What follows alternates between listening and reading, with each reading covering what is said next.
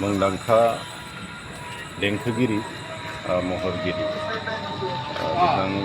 जुबिन गार्ग जायखौ जों बयबो जुबिन दा होननानै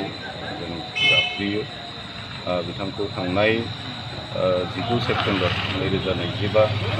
खालार खालि जोङो अबथिरायै खोमाना लानांनाया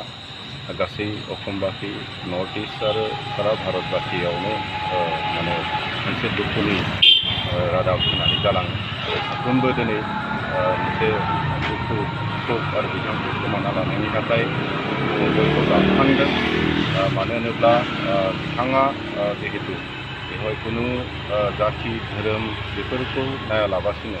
मोनसे देंखो आरो महर होनायखौ गावनि मोनसे प्रफेसन हिसाबै लानानै मोनफ्रोमबो जाथि जनगोष्ठीखौ एखेलगे लाफानानै खामानि मावनाय जेराव बिथाङा गासै प्राय मोन 30टा बिदि फाखाबाखि बिथांमोननि मेथाइ खननाय बिथांमोनजों लोगोसे थाफाना खामानि मावनाय बेबायदि बिथांनि जितु मोनफ्रोमबो जाथि जनगोष्ठीफोरखौ लानानै एखेलगे जौगाखांहोनाय आरो जि माने बिनि खामानि बेयो जोंनि थाखाय बिराद मोनसे बयनिबो थाखाय गेदेरथार अबदान आरो जथेस्थखिनि जों बयबो जाथि जनगोष्ठीफोरनि थाखाय मोनसे गेदेरथार बिथाङा बिहोमा होनानै गालांबाय आरो दिनै बिथांखौ जों दिनै खोमानानै लानांबाय दिनै बेखौनो जोङो दुखु फोरमायनानै दुलाराय बर' फरायसा आफादा सारा आसाम नाङै जोंनि मोनफ्रोमबो मिरुनिफ्राय जागायनानै जिल्ला दखरा आफाद जोङो दिनै सानसेनि हाबाफारिखौ लादोंमोन सानजौफुनि 12 रिंगायाव जोङो बिथांनि जि मुसुखा बेवहाय बिबार बावनाय हाबाफारि जों लाबाय आरो बिनिनो नैथि हाबाफारि बायदियै जोङो माने मोनाबिलिनि नैबे समाव जोङो